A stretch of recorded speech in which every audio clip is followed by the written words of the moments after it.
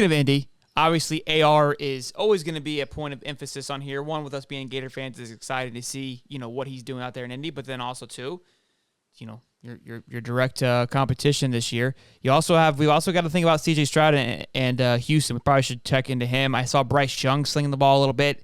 He's getting some praise, but these guys were expected, right? Anthony was more of that extreme possibility, high value pick, right? Like what could be. So the noise is definitely a more uptick on AR than those other two guys because the expectation for those guys is higher. For AR, it's higher, but not as soon. So for the fact that things are kind of looking like it's on a pretty excessive progress to go forward, it's fun to watch. Go ahead. Yeah, most definitely. And here's the thing.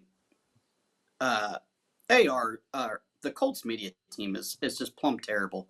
I mean, we were looking back, and you can barely find any videos. And the videos you find, you never see them really throwing to receivers. So it's kind of frustrating at times. But so this is straight from the AR camp. This is from a local Colts beat writer that I follow and trust his guidance.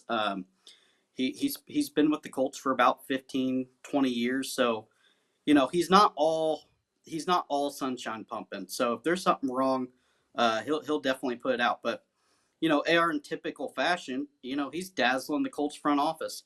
Head coach Shane Stetson said to the media that the rookie quarterback has been making some big plays.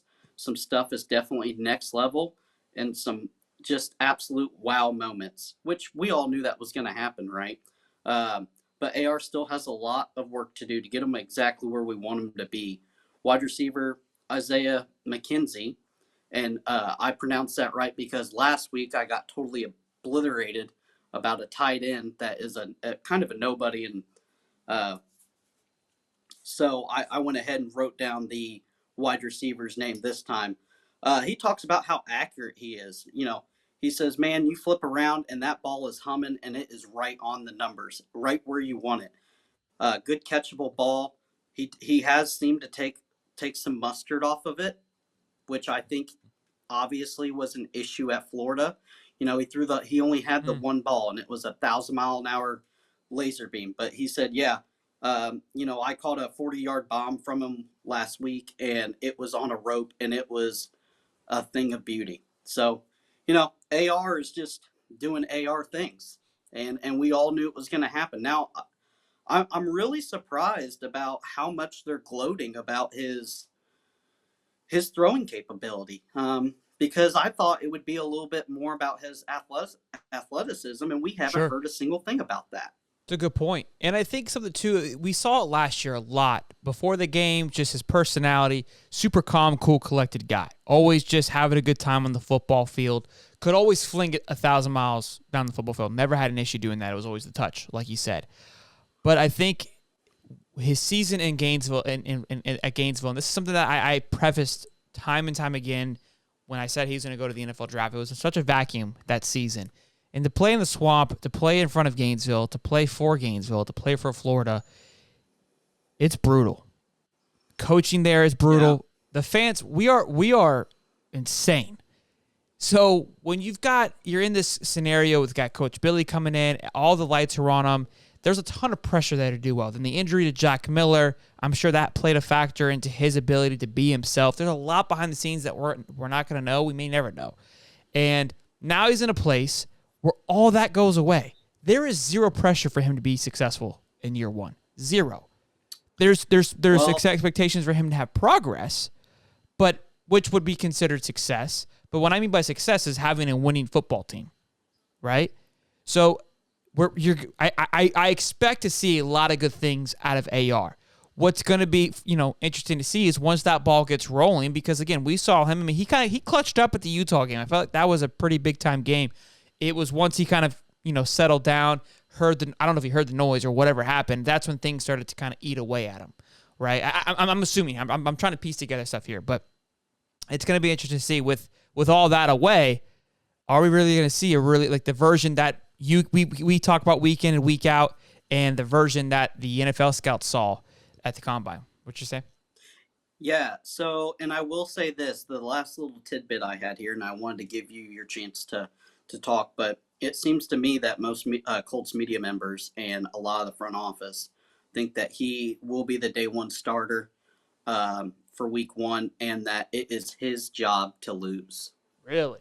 So you were going to say that because that's going to kind of counter what I'm saying, if there is pressure for him to be successful. So look, even with him being the Week 1 starter, and with them saying that already, I still think that they know of like, hey, like there's no the upgrade from AR to Minshew doesn't really give us that much more of a chance to win. So we're still not expected to go out there and win 8, 9, 10 plus games. There's no point in that.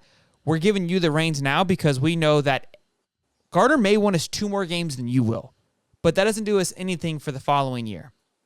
So honestly, if you see this draft coming up, it's like, hey, don't worry about winning all these damn games because the draft looks absolutely stacked. So if you get a hell of a ton of playing time and we get a top 5 round draft pick again, nobody's going to be upset with you.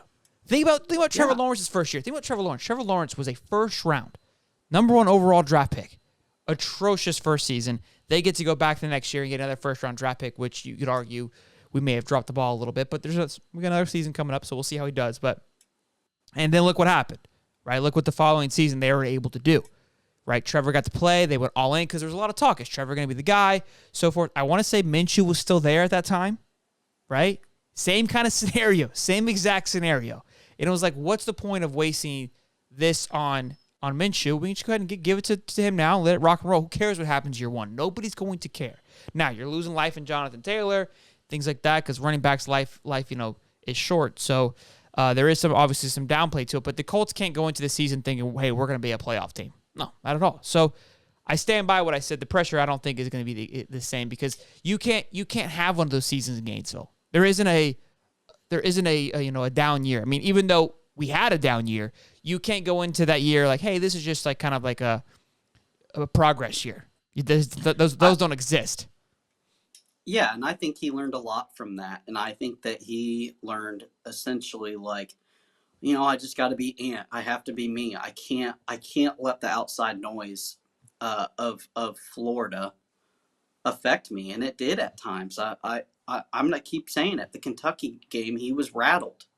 I saw it in person. I saw the body language.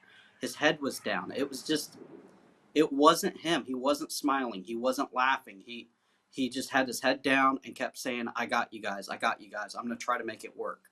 And I think there's a lot of maturing that happened over this past year at Gainesville.